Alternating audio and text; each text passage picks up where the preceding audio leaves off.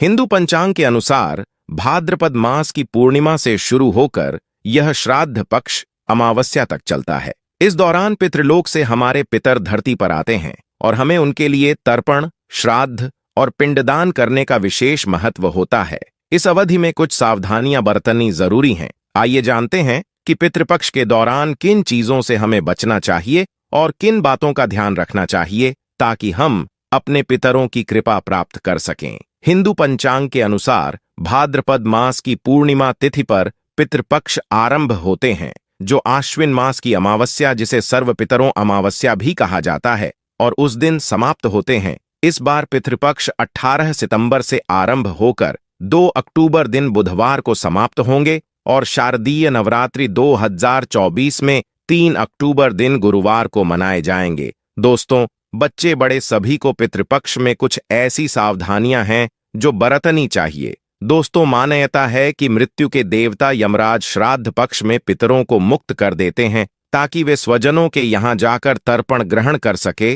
पितरों भाद्रपद पूर्णिमा पर पितृलोक से धरती पर आ जाते हैं और 16 दिनों तक श्राद्ध तर्पण पिंडदान ग्रहण करके सर्व पितरों अमावस्या की रात्रि को पितृलोक चले जाते हैं। इसलिए यह 16 दिन पूर्ण रूप से पितरों को समर्पित होते हैं। इन 16 दिनों में पितरों की आत्मा की शांति के लिए पिंडदान, श्राद्ध, तर्पण कर्म किए जाते हैं। पितरों के लिए श्रद्धा से कुछ समर्पित करना ही श्राद्ध कहलाता है। यह 16 दिन पितरों को प्रसन्न कर पितरों की कृपा प्राप्त करने के लिए बहुत ही खास माने जाते हैं। दोस्तों, जैसा कि आप सभी जानते हैं कि पितृपक्ष के दौरान कोई भी शुभ और मांगलिक कार्य नहीं किए जाते हैं। शास्त्रों में पितृपक्ष के कई नियम बताए गए हैं। अगर उन नियमों का पालन न किया जाए तो इससे पितृदोष लगता है, पितृदेव नाराज हो जाते हैं। पितृपक्ष के दौरान शुभ और मांगलिक कार्य करने के साथ ही कुछ ऐसी चीज भी होती है जिनका सेवन पितृपक्ष के दौरान भूलकर भी नहीं करना चाहिए। पितृपक्ष पितरों को समर्पित होते हैं, इसीलिए इस दौरान भोजन का विशेष महत्व होता है। इस दौरान पितरों के लिए भोजन निकाला जाता है, ब्राह्मण भोज कराया जाता है और पंचबलि भी दी जाती है। लेकिन शास्त्रों में कुछ ऐसी चीजों के बारे में बताया गया है जिन्हें पितृपक्ष के दौरान भूलकर भी नहीं खाना चाहिए। कुछ ऐसी चीज हैं जिनका ना तो पितृपक्ष के दौरान सेवन करना चाहिए और ना ही पितरों को या ब्राह्मण को इन चीजों का भोग लगाना चाहिए। दोस्तों, ऐसे में हम जानते हैं कौन सी ऐसी चीज हैं जिनका पितृपक्ष के दौरान भूलकर भी सेवन नहीं करना चाहिए। कौन सी ऐसी चीज हैं जिनको पितृपक्ष के दौरान पितरों को या ब्राह्मण के भजन में भूलकर भी शामिल नहीं करना चाहिए, वरना दोष लगता है। आगे बढ़ने से पहले अभी तक आपने हमारे चैनल को सब्सक्राइब नहीं किया है तो इस चैनल को सब्सक्राइब करके बेल आइकन जरूर दबाएगा। सच्चे दिल से कमेंट बॉक्स में लिखो ओम नमः शिवाय। दोस्तों, बड़े बुजुर्गों द्वारा, ब्राह्मणों द्वारा अपने अधिकतर यही सुना होगा कि पितृपक्ष के दौरान वही भोजन बनाए। पितरों को भोग लगाने के लिए वही भोजन बनाना चाहिए जो उन्हें पसंद था। इससे उनकी आत्मा को शांति मिलती है। लेकिन कई बार हम गलतियां कर देते हैं। बहुत से लोग सोचते हैं कि उनके पूर्वजों को लहसुन और प्याज पसंद है, इसलिए वे इन चीजों का इस्तेमाल करते हैं। कुछ लोग नॉनवेज लेकर किसी जरूरतमंद को पितरों के नाम पर दान कर देते हैं, लेकिन पितृपक्ष के दौरान ये ठीक नहीं माना जाता।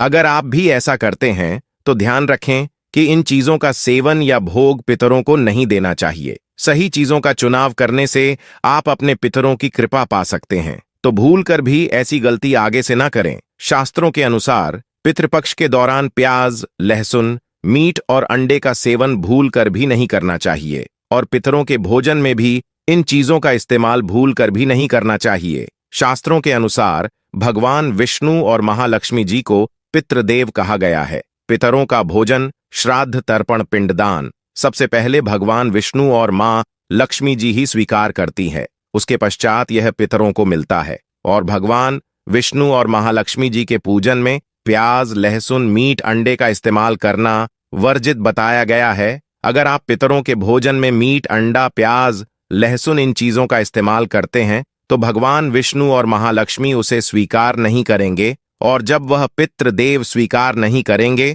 तो हमारे पितृ भी उस भोजन को स्वीकार नहीं करेंगे। इसीलिए इस बात का हमेशा ध्यान रखें। दोस्तों, श्राद्ध पक्ष के दौरान पितरों के निमित्त जो भोजन बनाएं या ब्राह्मण को भोजन कराने के लिए भी जो भोजन बनाएं वह बिना प्याज लहसुन और मीट अंडे का बनाएं, और ना ही पितरों के नाम का ऐसा भोजन आप किसी जरूरतमंद व्यक्ति को दान दें। श्राद्ध पक्ष के दौरान पितरों का जो भोजन बनाएं वह बिना प्याज और बिना लहसुन तथा मीट अंडे का होना चाहिए। यह सभी सामग्री शुद्ध भोजन में नहीं डालना चाहिए। घोर पाप लगता है, पितृदेव क्रोधित हो जाते हैं। ध्यान रखें, पितृपक्ष के दौरान आप भी प्याज लहसुन और मीट अंडे का इस्तेमाल भूलकर भी ना करें। शराब आदि का सेवन भी ना करें। दोस्तों, पितृपक्ष के दौरान बासी भोजन न करें। इन 16 दिनों में बासी भोजन शैतान को प्राप्त होता है। कोई जरूरतमंद व्यक्ति अगर आपके द्वार पर आए तो उसे भी आप बासी भोजन न दें। शास्त्रों में बताया गया है कि पितृपक्ष के दौरान पितृ किसी भी रूप में द्वार पर आ जाते हैं,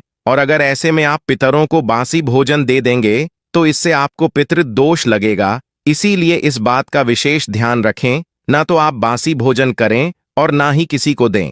दोस्तों, पितृपक्ष के दौरान अपने खुद के लिए वस्त्र नहीं खरीदने चाहिए। इन 16 दिनों में आप वस्त्रों का दान कर सकते हैं, पर अपने लिए कभी वस्त्र न खरीदें। इस दिन नए वस्त्र खरीदना अशुभ माना जाता है। पितृपक्ष के दौरान पति पत्नी को एक दूसरे से दूरी बनाकर रहना चाहिए। इस समय हमारे पितृदेव हमारे घर में होते हैं, और अगर आप ऐसा नहीं करेंगे तो वे नाराज हो सकते हैं। इस दौरान घर में रोना नहीं चाहिए, क्योंकि इससे पितृदोष लगता है। इन 16 दिनों में हमें खुशी खुशी पितरों का स्वागत करना चाहिए और उनका आशीर्वाद प्राप्त करना चाहिए। जब आप पितरों के लिए भोजन बनाएं तो चावल दाल या रोटी न बनाएं। इसके बजाय पक्के भोजन जैसे पूड़ी कचौड़ी पराठे हलवा और खीर बनाना चाहिए। खासकर पितरों को खीर बहुत पसंद होती है और इसे खाकर वे हमें आशीर्वाद देते हैं। आप खुद दाल चावल और रोटी खा सकते हैं, लेकिन पितरों को ये चीजें ना दें। पितरों और ब्राह्मणों के लिए जो भोजन बनाएं वह हमेशा पक्का होना चाहिए, जैसे खीर पूरी मूंग दाल की कचौड़ी दही और जलेबी। लेकिन याद रहे, पितृपक्ष के दौरान घर में मसूर की दाल नहीं खानी चाहिए। शास्त्रों में इसे वर्जित बताया गया है। दोस्तों, मसूर की दाल के अलावा पितृपक्ष के दौरान काले नमक काले जीरे का सेवन भी नहीं करना चाहिए, और ना ही ब्राह्मण भोजन में इन चीजों को शामिल करना चाहिए। पितृपक्ष के दौरान मूली लौकी खीरा और सरसों का सांग ना तो खाया जाता है और ना ही खिलाया जाता है। श्राद्ध पक्ष में इन चीजों को खाना और खिलाना दोनों ही वर्जित होता है। श्राद्ध पक्ष के दौरान पितरों के भोजन में नींबू नहीं डाला जाता। आप स्वयं नींबू का सेवन कर सकते हैं, लेकिन पितरों के भोजन में ब्राह्मण भोजन में नींबू न डालें। पितृपक्ष के दौरान कई तांत्रिक क्रियाएं भी की जाती है, इसीलिए इस दौरान दूध दही या फिर सफेद खाद्य पदार्थ जैसे कि सफेद रंग की मिठाइयां बर्फी इत्यादि का सेवन नहीं करना चाहिए। लेकिन हाँ, यह चीज आप अपने घर में ही बनाकर खा सकते हैं। दोस्तों, पितृपक्ष के दौरान गाय के दूध का सेवन करने से बचना चाहिए, खास तौर पर वह गाय जिसने हाल ही में बच्चों को जन्म दिया हो। ऐसी गाय के दूध का सेवन भूल कर भी न करें। पितृपक्ष के दौरान खीर अवश्य ही बनाई जाती है, और खीर का पितरों को ब्राह्मणों को भोग लगाया जाता है। इसीलिए आप पितृपक्ष के दौरान दूध से ही खीर बनाकर उसका भोग लगाकर प्रसाद के रूप में उसे ग्रहण कर सकते हैं। लेकिन खाली दूध का सेवन न करें, यानी सीधे दूध का सेवन न करें। पितृपक्ष के दौरान कड़ी बनाना और खाना मना है, इस पर ध्यान रखें। कुल्थी की दाल का भी सेवन नहीं करना चाहिए। जब आप पितरों के लिए भोजन बनाएं या ब्राह्मणों को भोजन कराएं या किसी जरूरतमंद को पितरों के नाम से खाना दें तो उसमें थोड़े से काले तिल जरूर डालें। काले तिल डालने से पितर उस भोजन को ग्रहण करते हैं। शास्त्रों के अनुसार जिस भोजन में काले तिल होते हैं वह भोजन पितृ ग्रहण करते हैं, लेकिन जिस भोजन में काले तिल नहीं होते हैं उसे भूत पिशाच ग्रहण करते हैं। इसीलिए इस बात का खास ध्यान रखें।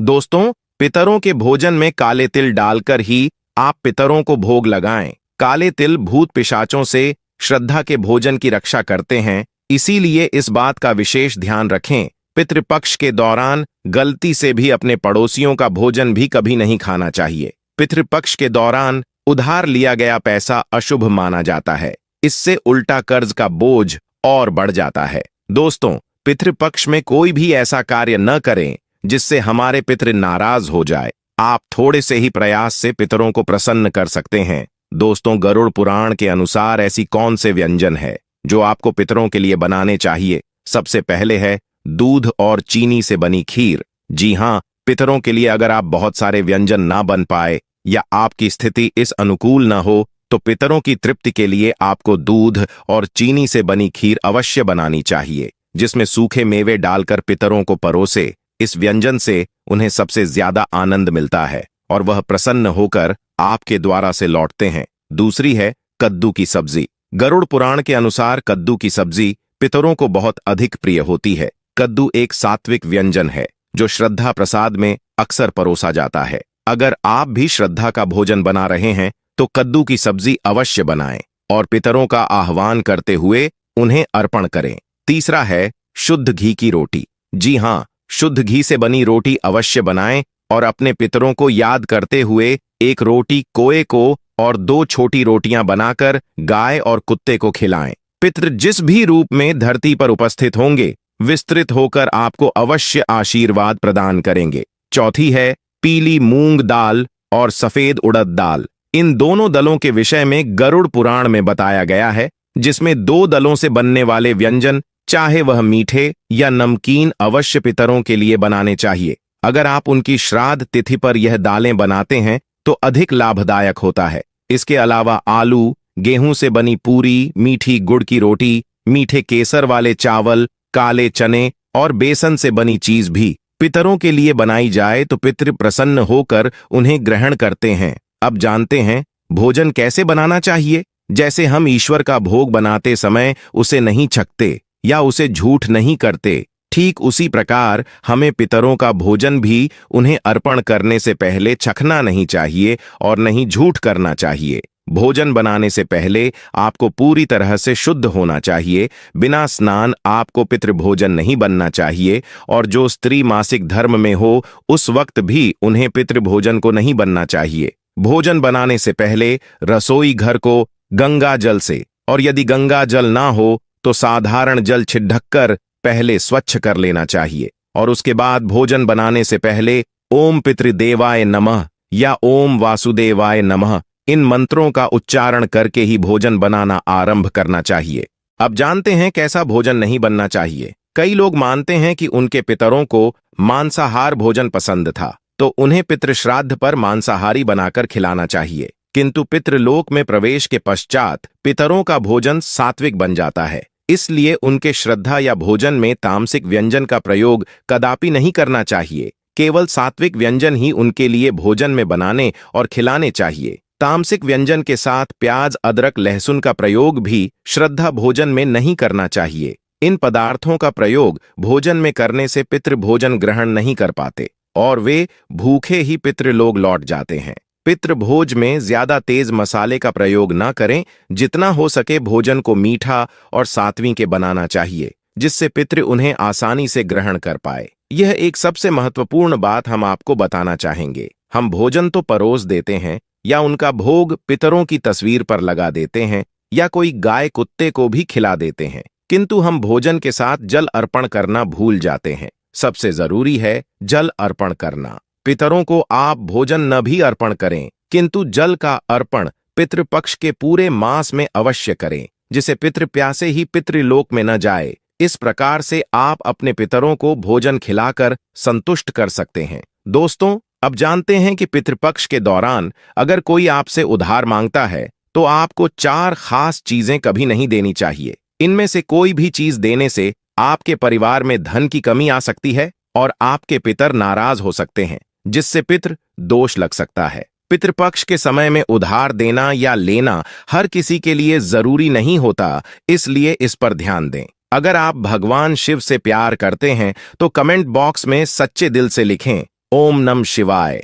दोस्तों, पितृपक्ष के समय में उधार देना या लेना हर व्यक्ति के जीवन में जरूरी सा हो जाता है, लेकिन दोस्तों, क्या आप जानते हैं खास तौर पर पितृपक्ष के दौरान अगर आप ऐसा करते हैं तो आपके जीवन में कंगाली विद्यमान हो जाती है। इसीलिए कम से कम पितृपक्ष के दिनों में तो ऐसा ना करें। अब बात करते हैं सबसे पहली चीज की पितृपक्ष पर। सबसे पहली चीज तो यह है कि अपने पूर्वजों से जुड़ा धन या किसी भी प्रकार की कोई चीज आप किसी भी व्यक्ति को ना दें, क्योंकि माना जाता है कि अगर आप इस प्रकार की सामग्री दूसरे व्यक्ति को दे देते हैं तो आपके पूर्वज नाराज हो जाते हैं और बुजुर्गों द्वारा मिला आशीर्वाद खत्म हो जाता है। इससे पितृदोष लगता है और आपको वह नहीं प्राप्त हो पाता जो आपके पूर्वज यानी आपके पितृ जो आपके लिए करने वाले थे। तो सबसे पहले आपको इस बात का ध्यान जरूर रखना चाहिए, बुजुर्गों द्वारा कोई सम्मान में मिली चीज कभी किसी को ऐसे ही नहीं देनी चाहिए। दोस्तों, इसी तरह पितृपक्ष को धन से भी जोड़ा जाता है। पितृपक्ष के दौरान हमारे पूर्वज साक्षात धरती पर आते हैं और उनका आगमन हमारे घर में होता है। तो इस बात का ध्यान आपको जरूर रखना चाहिए कि पितृपक्ष के दौरान भूल कर भी कोई व्यक्ति आपसे धन उधार मांगने के लिए आता है तो आपको उसे उधार पैसा नहीं देना चाहिए और ऐसे में आपको किसी अन्य व्यक्ति से उधार भी नहीं लेना चाहिए। दोस्तों, वही श्राद्ध पक्ष के दौरान हम अपने पूर्वजों का तर्पण करते हैं, पिंडदान करते हैं तथा गंगा स्नान आदि करते हैं। पितृपक्ष के दौरान खास तौर पर सफेद चीज चढ़ाई जाती है। इस बात का ध्यान रखें, पितृपक्ष के दिन हमारे पूर्वजों को चढ़ाने के अलावा कोई व्यक्ति एकदम सुबह सुबह के समय आपसे दूध, दही, छाछ या फिर संध्या काल के समय में उधार मांगने के लिए आ जाता है तो आपको भूल कर भी किसी अन्य व्यक्ति को नहीं देना चाहिए। अगर आप अपने पूर्वजों को चढ़ाने के अलावा कोई ऐसा काम करते हैं तो मान लीजिए आपके पूर्वज नाराज हो जाएंगे और साक्षात आपको अपने पितरों का क्रोध का सामना करना पड़ेगा। इसीलिए पितृपक्ष के दौरान कोई भी लेन देन ना करें। दोस्तों, पितृपक्ष में चावल के साथ काले तिल मिलाकर के दान करने से पितृदोष हमेशा के लिए समाप्त हो जाता है। हमारे पूर्वज प्रसन्न हो जाते हैं। गाय को रोटी में गुड़ मिलाकर और थोड़े से काले तिल मिलाकर खिलाने से पितृदोष हमेशा के लिए समाप्त हो जाता है। तांबे के लोटे में जल में थोड़ा सा गंगा जल मिलकर और थोड़े से तिल मिलाकर पीपल की झाड़ में चढ़ने से हमेशा के लिए पितृदोष समाप्त हो जाता है।